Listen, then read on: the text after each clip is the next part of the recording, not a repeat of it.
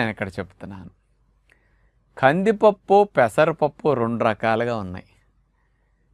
ఈ పప్పులో కందిపప్పు అరగటం కొంచెం ఎక్కువ సమయం పడుతుంది. కొంత ఎక్కువ గ్యాస్ అనేది అనిపిస్తుంది. కొంత హెవీగా ఉంటుంది కందిపప్పు. అది ఉడకటం కూడా లేటేనండి. కానీ పప్పు అన్నామని పెసరపప్పు అట్లా అనుకోకండి. కందిపప్పుకి ఆ గుణం.